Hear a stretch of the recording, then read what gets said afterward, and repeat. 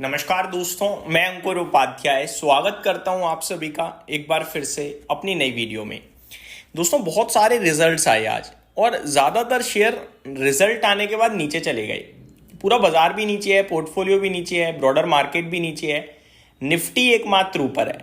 लेकिन नंबर्स के बाद तो शेयर्स का ऊपर आना बनता है, बट अच्छे नंबर्स के बाद भी शेयर ऊपर नहीं आ रहा, ये डिफरेंट और ये गलत है। मैं आप सभी के साथ कुछ स्टॉक्स डिस्कस करना चाहूंगा। देखो, रिजल्ट्स वैसे डिक्सन टेक के भी जस्ट अभी भी आए हैं, टाटा टेक के भी नंबर्स आ चुके हैं, India Mart, Intermesh, Havells India, Fed financial, Jana small finance bank, DCB, AU small finance bank, Karur Vysya bank, 361 wealth, ये सारे नंबर्स पोस्ट मार्केट बाजार बंद होने के बाद आ चुके हैं। ओपन मार्केट में किसके आए थे? सीएट के। सीएट 1% ऊपर भी बंद हुआ है। नंबर्स कैसे थे मैं आपको एक बार बताना चाहूंगा।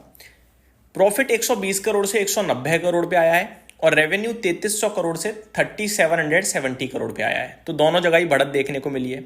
मार्जिन 10.96% के सामने 13.34% पे आए हैं और एबिटा 360 करोड़ के सामने 503 करोड़ पे आया है। तो दोनों ही जगह बढ़त देखने को मिली है। अच्छे नंबर्स थे, प्यारे नंबर्स थे। Company CEO anticipates double digit growth for the latter half of this year. Double digit growth की भी बात कर रहे हैं कंपनी इसी साल आगे सेकेंड हाफ में। ठीक है, तो ओवरऑल नंबर्स अच्छे थे। स्टॉक भी आपके लिए 1% ऊपर बंद हुआ, अपने लाइफ हाई से ज्यादा दूर नहीं है। हालांकि एमआरएफ तो लाइफ हाई पे लाइफ हाई हिट भी कर रहा है। बट अगर मैं इसके अलावा बाकी जगह जाऊं, जैसे कि नैल्को, यहाँ पे अगर आप नंबर्स देखें तो नंबर्स भी खराब थे, इसका गिरना बनता था।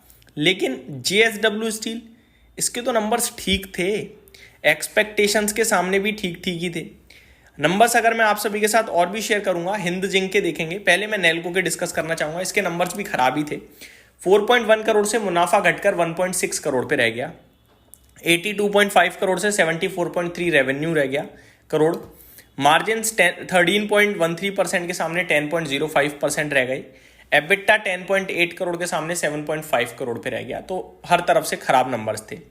जेएसडब्ल्यू स्टील की बात करी जाए तो कंसोलिडेटेड नेट प्रॉफिट कंपनी का 440 करोड़ से बढ़कर 1620 करोड़ पे आया। 4 गुना हो गया भाई साहब। रेवेन्यू कंपनी का 39,600 करोड़ से बढ़कर 45,200 करोड़ पे आया।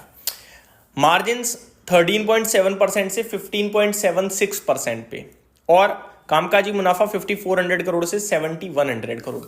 बहुत ही दमदार थे, लेकिन एक्सपेक्टेशंस के सामने थोड़े से कमजोर पड़ गए। बाजार और तंगड़ी उम्मीद लगा के जा रहा था, जैसे कि 1800 करोड़ का अनुमान लगाया, मुनाफे में 1600 करोड़ का आया। मार्जिन्स में 15.6% की एक्सपेक्टेशंस थी, 15.76% आया, तो यहां तो बीट कर दिया अनुमान को। एबिटा 7200 करोड़ का अनुमान था, 7115 करोड़ आया। तो जिस हिसाब से मेटल्स में इस समय तेजी दिखी हमें, उससे ही हिसाब से बाजार को भी एक्सपेक्टेशंस थी इसके नंबर से, बट उतने अच्छे नहीं आए जितनी एक्सपेक्टेड लाइन पे एक्सपेक्टेशंस थी। बट ओवरऑल मेरा मानना है कि जेएसडब्ल्यू स्टील इस भाव से खराब नहीं है। इस भाव से मतलब कि इन नंबर्स पे बेशक अनुमान से थोड़े थोड़े कम रह गए हैं, लेकिन बाजार कहीं ना कहीं इस स्टॉक को ऊपर की तरफ ही खींचेगा। आज की गिरावट से डरे घबराए ना। अगला स्टॉक है दोस्तों हिंदुस्तान जिंक।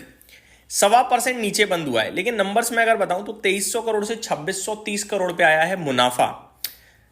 8240 करोड़ से 8530 करोड़ पे आया है रेवेन्यू और 51.3% से 51.92% पे आए हैं मार्जिन्स।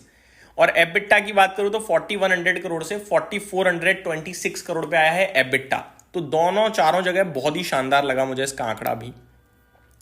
आगे बात करें दोस्तों तो पीवीआर आइनॉक्स के नंबर्स आए। घाटे के सामने मुनाफे में आ गई है कंपनी। 12 करोड़ के घाटे के सामने 106 करोड़ का प्रॉफिट। रेवेन्यू 1620 करोड़ के सामने 1820 करोड़ का। मार्जिन 29.55% से बढ़कर 33.55% पे। एबिटा 479 करोड़ के सामने 612 करोड़ पे एबिटा कंपनी ने क्लॉक करा। तो नंबर्स इसके भी अच्छे थे, बट शेयर देखो आप 0.5% लाल निशान में बंद हुआ है ये भी। पीएसपी प्रोजेक्ट्स 10 करोड़ के सामने मुनाफा आया है 16 करोड़ का और रेवेन्यू 586 करोड़ के सामने 700 करोड़, लेकिन शेयर का प्राइस 1.25% नीचे। पॉली कैप पे आता हूं, ये तो मतलब हर तरफ से अच्छे थे, फिर भी स्टॉक आपके लिए 2% नीचे बंद हुआ है। मुनाफा 690 करोड़ पे आया है, 600 करोड़ का अनुमान था। ठीक है, 10% से भी ज्यादा बीट करा है अनुमान को। रेवेन्यू 6514 करोड़ का अनुमान था, 6500 करोड़ पे आया, तो इनलाइन ही बोलूंगा मैं। मार्जिन 15.76% के आए, जिसमें अनुमान था 13.7% का। कामकाजी मुनाफा 1020 करोड़ पे आया है, एक्सपेक्टेशंस 895 करोड़ की थी।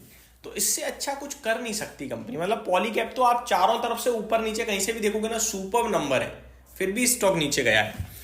HFCL की बात करी जाए तो कंसोलिडेटेड नेट प्रॉफिट 73.9 करोड़ से घटकर 68 करोड़ पे रह गया।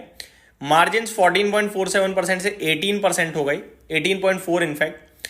एबिट कंपनी का एबिटा 158 करोड़ के सामने 190 करोड़ हुआ है, और रेवेन्यू 1093 करोड़ के सामने 1040 करोड़ है। तो HFCL चलो फिर भी मुनाफे में कमी आई है, लेकिन पॉलीकैब जैसे सुपर नंबर्स पे भी स्टॉक नीचे आ रहा है, ये डिफरेंट है। तो मेरा मानना है जहां नंबर्स अच्छे हैं वहां इन्वेस्टर ना डरे, जैसे कि Polycab, JSW steel, PSP projects, Hindustan zinc, इनमें मुझे नहीं लगता कि आज गिरावट से कोई डर लगना चाहिए या बिल्कुल भी टेंशन लेनी चाहिए। पॉजिटिव है, पॉजिटिव रहिए। उम्मीद करता हूँ डिटेल्स पसंद आई होंगी। Thank you so much for watching this video. Have a great day guys.